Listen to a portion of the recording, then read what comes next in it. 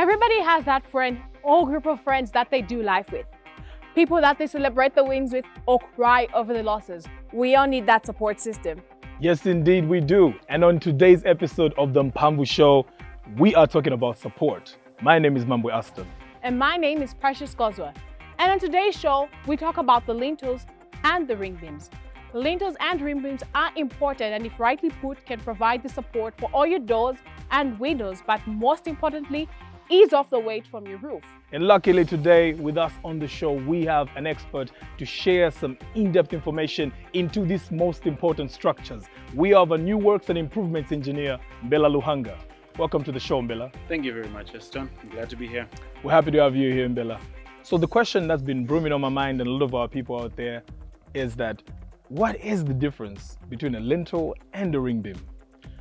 Thank you very much for that question, Aston. I'll first of all start with the similarity between a lintel and a ring beam. Both of them are horizontal structures or horizontal features on a structure.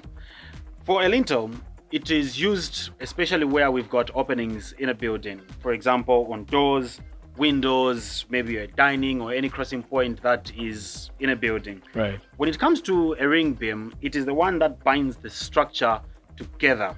It follows the frame of the building all around when you view it from the plan view. And I've noticed in the name of cost saving, people are trying to avoid putting up their ring beams because of the amount of money that will go into that. Would you advise one to construct without a ring beam?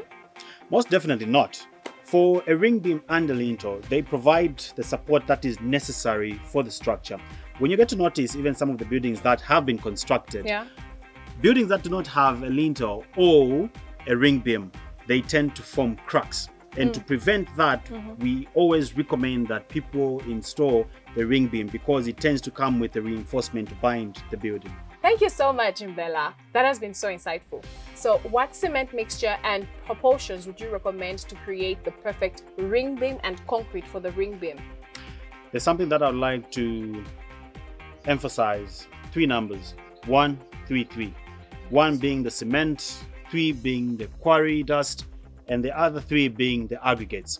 So for the cement, superset would be the most ideal to be used for the lintel and any concrete tricks that you're doing, that is the ring beam.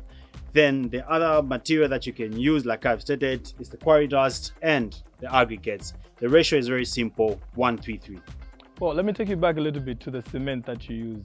Where would somebody building find said superset? Thank you very much, Aston, again. We've got our retailers all over the country. We've got modern stores where you can find that. You've got hardwares all over the country where you can find our superset iconic brand. Thank you so much, Mbela, for that. I picked up a couple of things from there. Now we pan to our socials where we allow our viewers and subscribers to ask questions that are ailing them on anything construction. Today we pick a question from Mr. Weupe. Mr. Weupe asks, I properly built my ring beam and now what I'm observing is it's chipping and I'm able to see the reinforcement and steel within the ring beam. What could be the reason for this? Mbela, could you assist on this? Thank you very much, Aston, for the question. So diving into Mr. Weupe's question, it is very subjective to state you did everything right because from what I'm hearing, you being able to see the reinforcements to your ring beam, that most likely points to the ratios that were used. On the other hand, what I would advise is check the ratios that were used. If you used our superset cement, it is recommended that you use the ratio that is at the back of the bag, 1, 3, 3.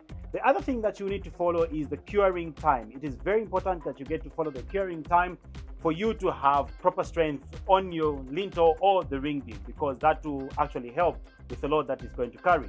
Finally, you can get help with a technical team. Get in touch with them, then they'll give you technical support on any issues that you may be facing. That is true. Feel free to also inbox us on our social media platforms. We could have the information. In fact, we do have the information. During the first 3 days of the installed ring beam, ensure you continuously cure your superset made ring beam to completely hydrate and ensure maximum strength.